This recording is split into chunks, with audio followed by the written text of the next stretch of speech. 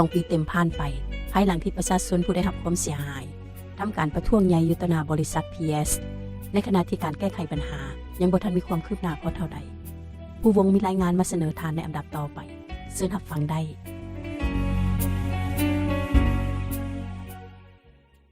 ผ่านไปแล้วเป็นเวลา2 ปีเต็มภายหลังที่ประชาชนได้ทำการประท้วงใหญ่เพื่อทวงเงินคืนจากบริษัท PS ส่งเสริมกสิกรรมและอุตสาหกรรมครบวงจรขาเข้าขาออกจำกัดหรือที่ชาวบ้านรู้จักกันดีในนามบริษัท PS ที่ได้ส่อโกงเงินประชาชนที่ไปร่วมลงทุนนำจนมาถึงปัจจุบันถึงว่าจะมีการนำตัวยานางสุกนาลีเทพศรีเมืองและเท่าปอเฮอร์อดีตประธานและอดีตรองประธานบริษัทพร้อมด้วยอดีตคณะบริหารงานบริษัทจำนวนหนึ่งได้ถูกศาลตัดสินลงโทษทางกฎหมายอาญาแล้วก็ตามแต่ปัญหาดังกล่าวก็ยังบ่ทันถูกแก้ไขให้หมดไปได้และยังบ่ทันมีการส่งเงินคืนให้แก่ประชาชนที่ได้รับความเสียหายหรือตกเป็นเหยื่อนั่นเถื่อในขณะที่ความคืบหน้าในการแก้ไขกรณีดังกล่าวภาคส่วนเกี่ยวข้องก็บ่ได้ออกมาชี้แจงหรือแจ้งให้ประชาชนส่วนใหญ่ที่ตกเป็นผู้เสียหายนั้นได้รับรู้เลยดังชาวบ้านที่ตกเป็นเหยื่อท่านหนึ่งในนครหลวงวิงจันทร์ได้ให้สัมภาษณ์เกี่ยวกับปัญหานี้ต่อผู้สื่อข่าววิทยุเอเสรีในวันที่10 กันยายนนี้ว่าภายในระยะเวลา2 ปีนี้ก็ถือว่าบ่มีการส่งคืนแล้วก็บ่มีข่าวเคลื่อนไหวหยังเลยนะบ่มีหยังที่ว่าแบบเป็นได้ข่าวเลยว่านั้นที่เฮาเสียหายไปเนาะบ่ได้ยินข่าวว่าสิได้คืนบ่สิบ่ได้ยินข่าวเลยอันล่าสุดอันนี้แต่ว่าเพิ่นหั่นเอิ้นไปจดทะเบียนเนาะไปลงทะเบียนว่าตกเป็นผู้เสียหายหรือว่าตกเป็นเหยื่อของขบวนการตัวนี้แม่นบ่โดยมันแหละมีแต่เฮาไปไปเซ็นอีหยังต่างๆนี่บ่เพิ่นว่าเป็นให้ไปแจ้งอีหยังนี่แหละเราก็เฮ็ดตามระเบียบของเพิ่นเนาะเป็นอย่างเขียนเฮาก็จดเป็นนำเอาจดไปจังซี่นะ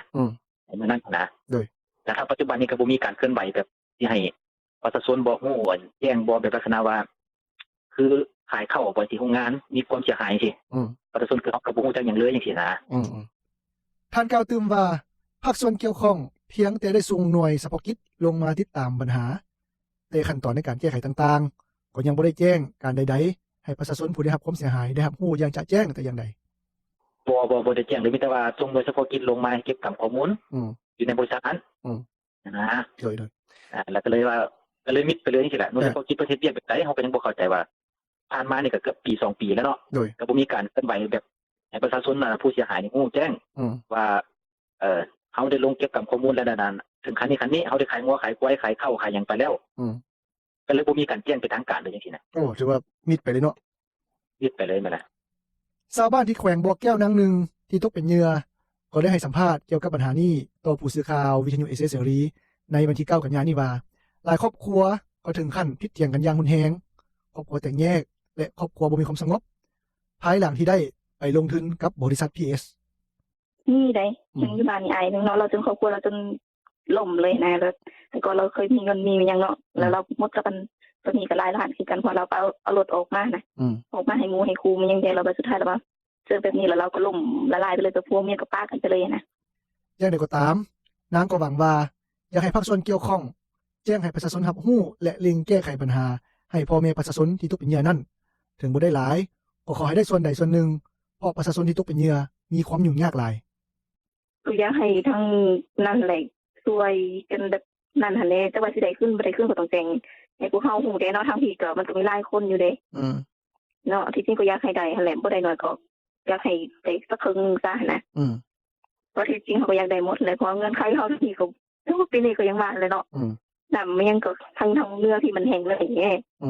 ก็เจ้าก็ขาดเคินหลายเอาทั้งเฮาทั้งเพิ่นนั่นแหละต้องจากแดดมามูลใส่แนวอื่นนั่นน่ะโดยถือว่าอยากเป็นทางคุณทางหน่วยนี่ก็เฉพาะกิจนี่ก็คือเงียบไปเลยนะในขณะเดียวกันบางครอบครัวก็ถึงขั้นทำใจและหมดหวังแล้วว่าจะได้เงินคืนจากปัญหานี้เพราะว่าเอาคืนมาก็พอแต่จะเฮ็ดให้ครอบครัวผิดเถียงกันซื่อๆดังชาวบ้านในแขวงเวียงจันทน์นางหนึ่งที่มีมารดาตกเป็นเหยื่อของปัญหานี้ได้กล่าวต่อผู้สื่อข่าววิทยุเอเสรีในวันที่9 กันยายนนี้ว่าก็บ่ได้หวังให้ใดดอกแต่พอรู้เด้พอบ่ได้คิดว่าจะเอาคืนหรือเราสิบอกลงไปเลยนะก็บ่อยากเว้าให้มันฮอดอีกเพราะว่าคันโดยส่วนตัวนี้เนาะคันว่าไปเว้าแล้วก็เฮ็ดให้เราทุกข์ใจซื่อๆก็เลยบ่เว้าบ่ซ้ำเติมหยังก็แล้วไปบ่เว้าโดยพยายามหลีกเลี่ยงที่จะบ่กล่าวถึงมันเนาะหมายความว่าปล่อยให้มันเป็นไปตามกระบวนการของผู้ที่เฮ็ดเวียกเนาะนั่นน่ะเองจ้าแม่นโดย